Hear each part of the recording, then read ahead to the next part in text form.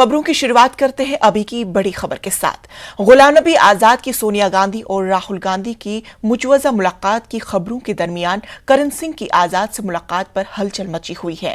हालांकि मुलाकात के बाद गुलाम नबी आजाद ने वाज़ेह किया कि वो करण सिंह को होली की मुबारकबाद देने और नेक ख्वाहिशात का इजहार करने आए थे, लेकिन गुलाम नबी आजाद ने जो कहा नहीं उसके बारे में कयास आराइयां की जा रही है।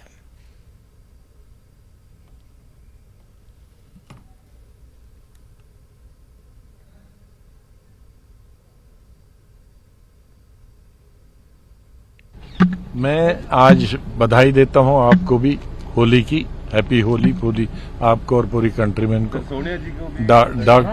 डॉक्टर साहब को सिर्फ मैं होली की बधाई देने आया था, बस, और कोई चर्चा नहीं। और वहीं कांग्रेस के सीनियर लीडर वीरप्पा मोइली ने G20 पर हमला किया।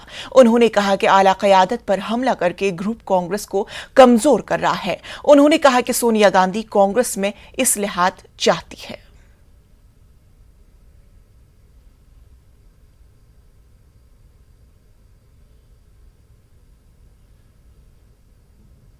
गुजरात में स्कूलों में अब भगवत गीता का दर्स दिया जाएगा। गुजरात के वजीर तालीम जीतू वेघानी ने यह ऐलान किया। उन्होंने कहा कि नई तालीमी पॉलिसी पर अमल दरामद के हिस्से के तहत स्कूल निसाब में आइंदा तालीमी साल से भगवत गीता को शामिल किया जा रहा है।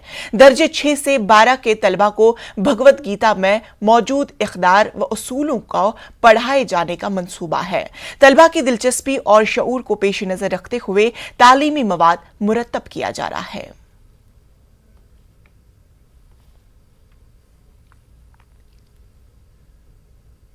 झारखंड राजभवन ने Jharkhand mob violence and mob lynching preservation bill वापस कर दिया है। राजभवन की तरफ से कहा गया है कि हुकूमत को इस बिल में भीड़ की सही तशरीह करनी चाहिए। बिल में 2 या 2 से जायद अफराद के ग्रुप को मॉब या हुजूम करार दिया गया है, जिस पर राजभवन ने एतराज किया है। साथ ही हुजूम की सही तशरीह करने और इसे बेहतर बनाने के लिए कहा गया है। झारखंड असेंबली ने गुज़श्ता साल 21 दिसंबर को सरमाई इजलास के दौरान इस बिल को मंजूरी दी थी। इस बिल में यह तजवीज रखी गई है कि किसी का समाजी या तिजारती बाइकॉट करना भी हुजूम तशद्दुद तस्वुर किया जाएगा। 2 या 2 से जायद अफराद की तरफ से तशद्दुद को कानून की नजर में हुजूम तशद्दुद समझा जाएगा। इस बिल में हुजूम तशद्दुद में किसी भी शख्स की मौत होने पर कसूरवार को उम्र कैद और 5 से 25 लाख तक जुर्माने की बात कही गई है। ख्याल रहे कि बीजेपी लीडरों ने बिल में मॉब की तशरीह पर एतराज जताया था। बीजेपी ने इस कानून के गलत इस्तेमाल का खदशा जाहिर किया था। बीजेपी ने इसे मुंह भराई की सियासत भी करार दिया।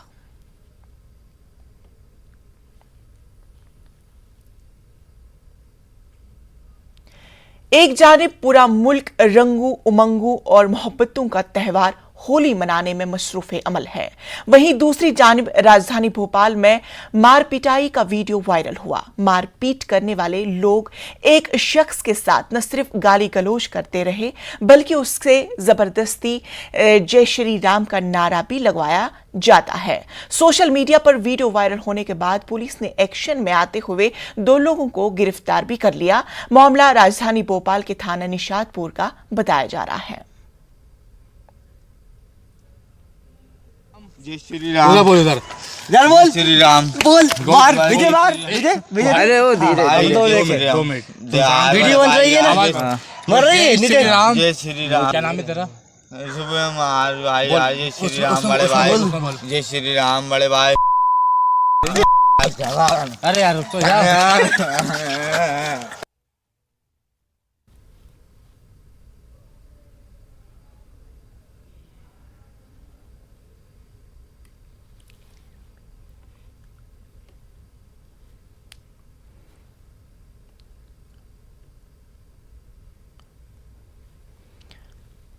हमारे साथ हमारे नुमाइंदे मेहताब आलम बराह रास्त हमसे जुड़ चुके हैं। मेहताब आलम, जैसा कि हमने इससे पहले ही इस खबर पर चर्चा की, लेकिन अब इस खबर के ताल्लुक से क्या कुछ मजीद तफसीलात आप तक पहुंच पाई हैं?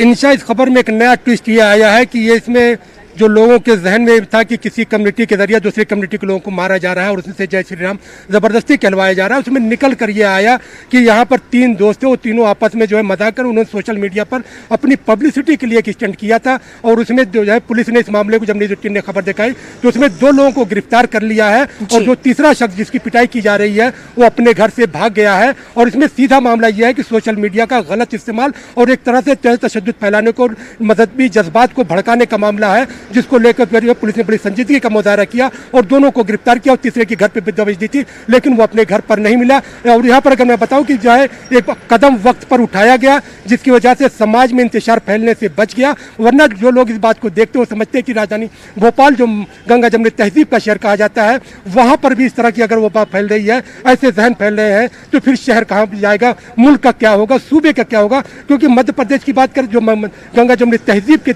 मिसाल के तौर पर पूरे सूबे में खुश असलूबी के साथ पूरे मोहब्बतों के साथ रंगों का त्यौहार मनाया जा रहा है। और फिर देखिए नमाज जुमा का दिन था, यहाँ पर हमने कमेटी की जो मीटिंग हुई, जुमे की नमाज से पहले सारे जुलूस निकाल दिए गए ताकि नमाजियों को किसी तरह की कोई दुश्वारी ना हो और लोग जो है अपने रवायती अंदाज में जाकर मसाजिद में नमाज अदा कर सके इंशाअल्लाह। बिल्कुल मेहताब, पुलिस की इस बरवक्त कार्रवाई की वजह से एक नजीर पेश की जा रही है। इसी तरह से पुलिस अगर वक्त पर अपनी कार्रवाई अंजाम दे तो इस तरह के शरपसंद अनासर हमारे समाज में जो अभी पैदा हो रहे हैं उनकी बुनियाद खत्म हो जाएगी। तफसीलात के लिए बेहद शुक्रिया। आज मालेगांव शहर, बड़ा कब्रिस्तान, हमीदिया मस्जिद और मुशावरत चौक बम धमाके की 16वीं बरसी है। 16 साल कबल शब बारात के मौके पर जुमे की नमाज के दौरान बम धमाके हुए थे जिसमें 31 अफराद शहीद हुए थे और 300 से ज्यादा अफराद शदीद जख्मी हुए थे। इस धमाके के इल्जाम में पुलिस ने मकामी नौजवानों को गिरफ्तार किया था। इसके बाद इन नौजवानों की रिहाई अमल में आई। पिछले 16 बरसों से कुल जमाती तंजीम इंसाफ के लिए हमीदिया मस्जिद के सामने बड़ा कब्रिस्तान के गेट पर धरना एहतजाज कर रही है और असल मुजरिमीन की गिरफ्तारी अमल में लाने का मुतालबा किया जा रहा है। आज भी कुल जमाती तंजीम का धरना मालेगांव शहर में किया जा रहा है। इंसानियत शर्मसार हुई थी और इस मुल्क की जमहूरियत की पेशानी पर कलम का एक टीका लग गया था। शब-ए बारात के मुक़द्दस शब की आमद थी और उसी दिन जुमा की नमाज के बाद, जुमा की नमाज के ऐन वक्त कब्रिस्तान की इस अजीम मस्जिद के अंदर उसके गेट के पास बम ब्लास्ट होता है और इस बम ब्लास्ट के नतीजे में 31 शोहदा अपनी जानों का नजराना पेश करते हैं। फिल्म द कश्मीर फाइल्स के हिदायतकार विवेक रंजन अग्निहोत्री को Y+ सिक्योरिटी मिली है। वजारत दाखिला ने Y+ सिक्योरिटी फराहम की है। Y+ सिक्योरिटी पूरे हिंदुस्तान में असर अंदाज होगी। कश्मीरी पंडित के कश्मीर से इनखला पर मबनी फिल्म द कश्मीर फाइल्स इन दिनों सुर्खियों में है।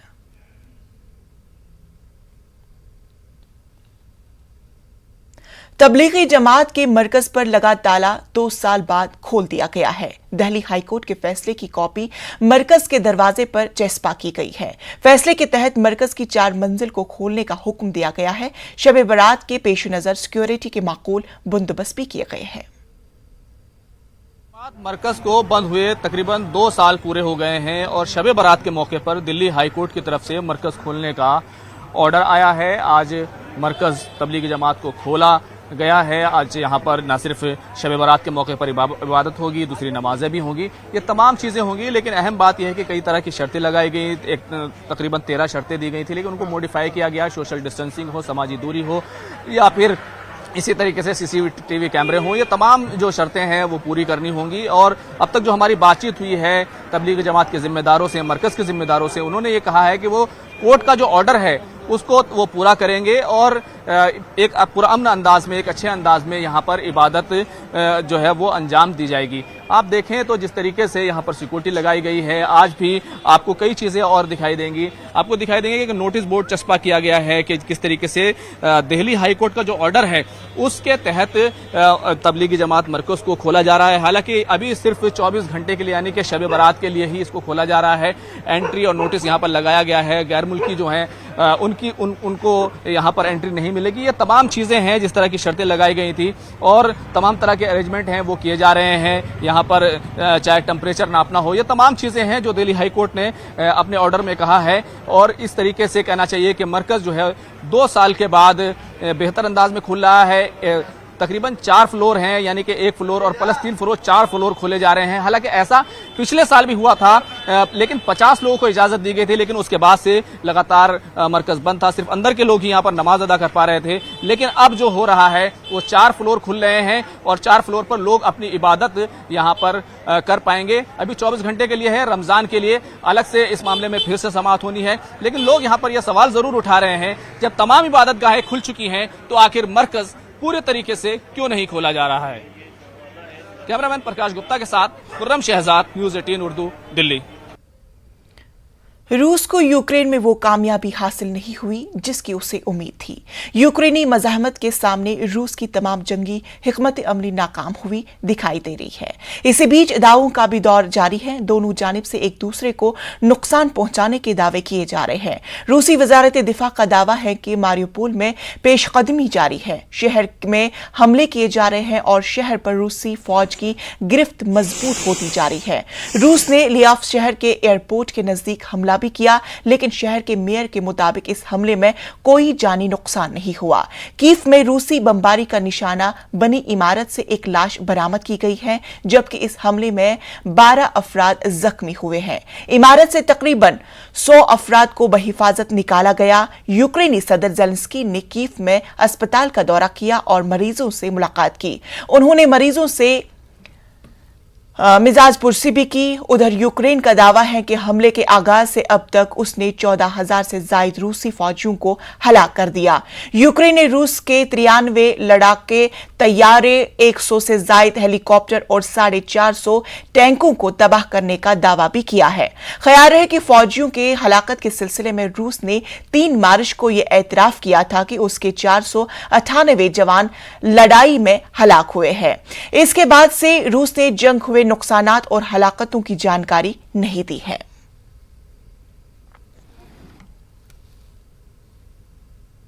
वक्त हुआ छोटे से वक्फे का।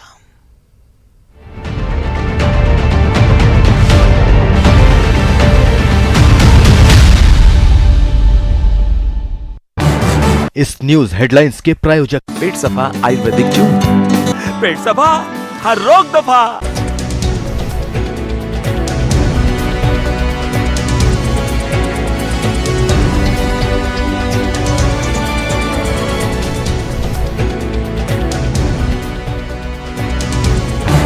इस न्यूज हेडलाइंस के प्रायोजक पेट सफा आयुर्वेदिक जूस। पेट सफा, हर रोग दफा।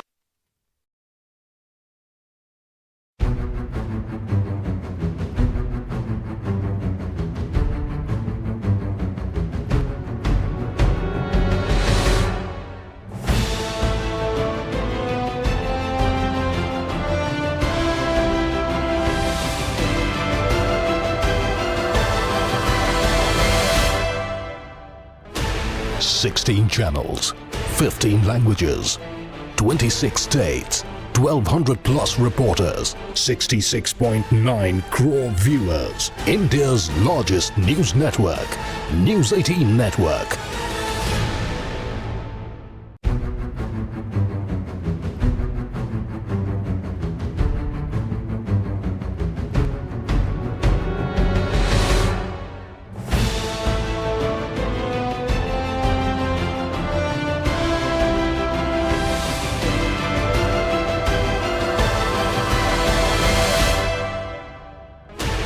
$16 channels, 15 languages, 26 states, 1,200 plus reporters, 66.9 crore viewers. In news headlines के प्रायोजक पेट सफा आयुर्वेदिक जून। पेट सफा हर रोग दफा।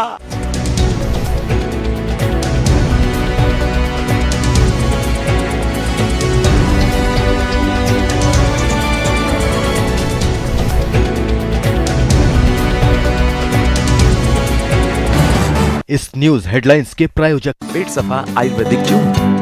पेट सफा हर रोग दफा।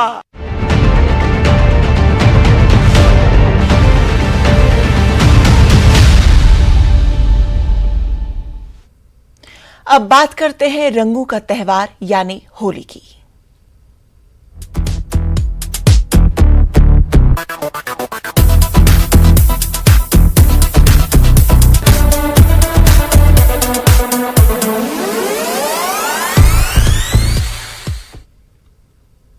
रंगों का त्योहार होली मुल्क भर में पूरे जोशो खरोश और रिवायती अंदाज में मनाई जा रही है। बदी पर नेकी की जीत की अलामत होली के मौके पर एक दूसरे को मुबारकबाद पेश कर रहे हैं। होली के मौके पर पड़ोसी, रिश्तेदार, दोस्त अपनी शिकायतें दूर करते हैं, गले मिलकर मुबारकबाद देते हैं और गुजिया खिलाकर मुंह मीठा करते हैं। कल रात में बड़े पैमाने पर होली दहन प्रोग्राम का इनेकाद किया गया। इस दौरान हर बड़े चौक और महलों में ऐसी ही तस्वीरें देखने को मिली।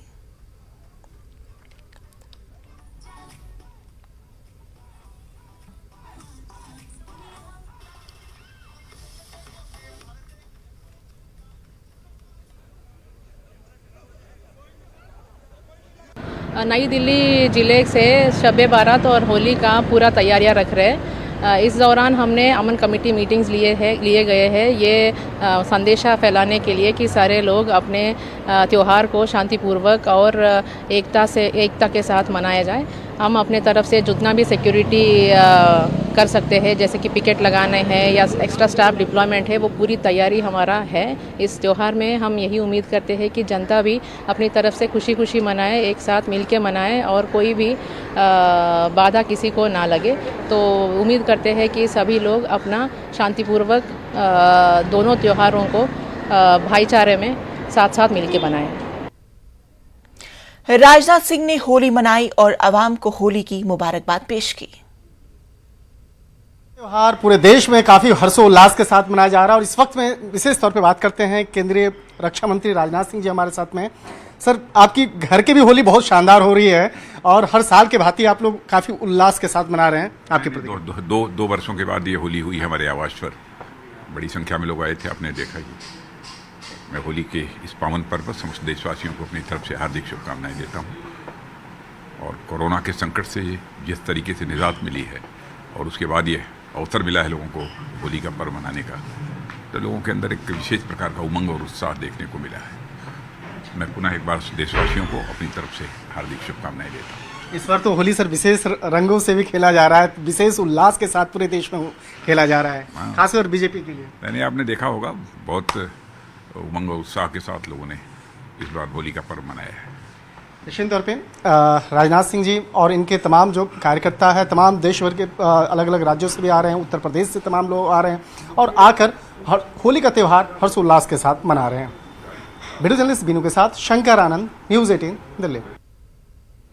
आज त्योहारों का दिन है। जहां एक तरफ होली के जश्न में मुल्क डूबा है, वहीं आज जुमे मुबारक के साथ साथ शब बारात की जलालत शान और अजमत मकाम के पेश नजर उम्मत मुस्लिमा इबादत का खास एहतिमाम भी करेंगे, क्योंकि अहादीस मुबारका के मुताबिक जिन 4 रातों में इबादत करने से अल्लाह ताला की रहमत और बरकत के दरवाजे खोल दिए जाते हैं, उनमें शब बारात भी शामिल है। इस मौके पर उलमाए किराम ने खास तौर पर फर्जंदानी तौहीद से अपील की है कि वो शब बारात के मौके पर इबादत में मसरूफे अमल रहे, न कि गलियों और मोहल्लों में खामुखा भीड़ लगाए। जबकि होली और शब बारात के एक साथ आने से सिक्योरिटी इंतजामात का भी खास ख्याल रखा गया है, ताकि अमन अमान की सूरत हाल बहाल रहे और दोनों त्योहार बहुस्न खूबी मनाए जा सके। 18 मार्च जुमे के रोज शब बारात है। ये रात इबादत की रात है, गुनाहों से बख्शिश और दुआओं की रात है। ये रात निजात की रात है। आमतौर से देखा गया है कि नौजवान इस रात मोटरसाइकिलों पर घूमते और करतब दिखाते रहते हैं, बाज़ारों में गश्त लगाते हैं, शोर-ओ-गुल करते हैं। बल्कि गुज़श्ता सालों में तो कई नौजवान करतब दिखाते हुए ज़ख्मी भी हुए और कई की जानें भी गईं। यह अमल इस्लाम और क़ानून दोनों के ख़िलाफ़ है। जैसे मैंने अर्ज़ किया, ये रात निजात की रात है। हमें सड़कों पर घूमने, शोर-ओ-गुल करने और हुड़दंग से हर हालत में परहेज़ करना है। मेरी इन नौजवानों के वालिदैन और इलाक़े के ज़िम्मेदार हज़रात से अपील है कि वो अपने बच्चों को, नौजवानों को इस अमल से रोकें और हिदायत दें कि वो अपने घरों पर या फिर इलाक़े की मसाजिद में ही इबादत करें। बुलेटिन में फिलहाल इतना ही, लेकिन आप देखिए क्रिप्टो की समझ।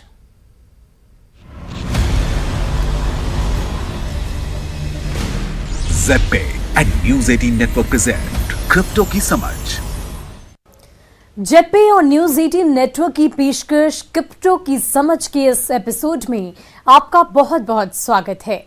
आइए आपको बताते हैं क्रिप्टो जगत से जुड़ी कुछ बड़ी खबरें। क्रिप्टो का इस्तेमाल कर दुबई में अपने वेंचर्स बढ़ाने पर रूस की नजर। रॉयटर्स के अनुसार रशिया इन दिनों यूएई की क्रिप्टो प्लेटफॉर्म की ओर आकर्षित है। साथ ही इन क्रिप्टो फर्म से अरबों डॉलर का लिक्विडेशन करने का अनुरोध भी कर रहा है। इसी तरह उनमें से कुछ यूएई में एसेट्स खरीदना चाहते हैं, जबकि अन्य अपनी संपत्ति को FIAT मनी में बदलना चाहते हैं ताकि वो इसे हाइड कर सके। एक एक्सचेंज ने पुष्टि की है कि उन्हें पिछले 10 दिनों में स्विस ब्रोकर से एक बड़ी संख्या में रिक्वेस्ट मिली है, जिसमें अरबों डॉलर के बिटकॉइन को लिक्विडेट करने को कहा गया है। दरअसल वे फिक्रमंद हैं कि स्विट्जरलैंड के अधिकारी कहीं फंड को फ्रीज ना कर दें। फर्म ने कहा कि सभी रिक्वेस्ट $2 बिलियन या उससे ज्यादा के लिए थी। दुबई खाड़ी देशों के लिए एक बिजनेस हब है। साथ ही यहां का क्रिप्टो बाजार लगातार ग्रो कर रहा है। साथ ही उसने मॉस्को और वेस्टर्न एलीज के बीच पक्ष लेने से इनकार कर दिया है। इससे रशिया के पास अपने वेंचर्स को बचाने का एक रास्ता निकल आया है। रशिया यूक्रेन संघर्ष पर वेस्टर्न सैंक्शंस के चलते दुनिया भर में क्रिप्टो करेंसी एक्सचेंज रशियन खातों को ब्लॉक कर रहे हैं। रशिया ने इसे स्पेशल ऑपरेशंस नाम दिया है। इसी तरह दुनिया के सबसे बड़े क्रिप्टो एक्सचेंज जैसे कि बाइनेंस और कॉइनबेस ने यह कहते हुए प्रतिबंधों को लागू करने में मदद करने का फैसला किया है कि वो नहीं चाहते कि क्रिप्टो करेंसी इन सैंक्शन से बचने का एक खास कारण बने। 140.7 मिलियन शिप बर्न POT में जोड़े गए और शिप आर्मी अपने टोकन बर्न कैंपेन को जारी रखे हुए हैं और इस खास SHIB बर्निंग टीम के बर्न पॉट में 140.7 मिलियन शिबेन यू ऐड किया गया है। इस महीने की शुरुआत में यू टुडे ने बताया कि फरवरी और मार्च के बर्न पॉट में पहले से ही ½ बिलियन SHIB था। साथ ही पिछले 24 घंटों में 11 मिलियन से अधिक मिनी टोकन बर्न किए गए हैं। जॉनसन SHIB बर्न गेम्स के ऑफिशियल ट्विटर पेज पर @SHIB सपस्ट ORE ने कहा है कि मार्च में अब तक कुल $3,159 मूल्य के शिबाइन को बर्न किया गया है और इसकी तैयारी की जा रही है, जो कि नियमित रूप से हर महीने के 15 दिन का होता है और इसकी वैल्यू डॉलर में 140,712,694 SHIB कैनन टोकन्स के बराबर है। टेरा लूना इथेरियम को पीछे छोड़े दूसरे नंबर पर पहुंचा और पिछले एक सप्ताह में लूना टोकन की कीमतों में बढ़ोतरी के कारण है TVL में इथेरियम को पीछे छोड़ते हुए दूसरी सबसे ज्यादा स्टेक वाली प्राइमरी डिजिटल करेंसी बन गई है। इसके अलावा एक डेटा सोर्स ने बताया कि टेरा को लूना कॉइन इथर के कॉइन को पाकर जिसकी फिलहाल टोटल वैल्यू लॉग $28 बिलियन से भी ज्यादा है। जो डेटा रिपोर्ट किया गया है उसके ही हिसाब से अगर बात करें तो टेरा क्रिप्टो प्रोजेक्ट में 226,325 से ज्यादा स्टेकर्स हैं जो $29.5 बिलियन वैल्यू के लूना टोकन के लिए अकाउंटेबल है। नतीजन नेटवर्क इथेरियम को पाकर दूसरे नंबर पर पहुंच गया है। स्टेकिंग रिवॉर्ड्स ने एक रिपोर्ट भी जारी किया जिसमें यह देखा गया कि लूना ने ही अपने नेटवर्क की टोटल वैल्यू लॉकअप के आधार पर इथकॉइन को पीछे छोड़ दिया है। लूना के पास $29.5 बिलियन से ज्यादा वैल्यू की लूना टोकन है और इसके ठीक उलट ETHER के पास अपने नेटवर्क के अंदर $25.9 बिलियन की लॉक्ड वैल्यू है। और क्रिप्टो की समझ के इस एपिसोड में आज के लिए इतना ही। उम्मीद करते हैं कि ये खबरें और जानकारियां आपको एक बेहतर क्रिप्टो इन्वेस्टर बनाने में मददगार साबित होंगी। अगले हफ्ते कुछ और जानकारी और खबरों के साथ मुलाकात करेंगे। तब तक के लिए टेक केयर, बाय बाय।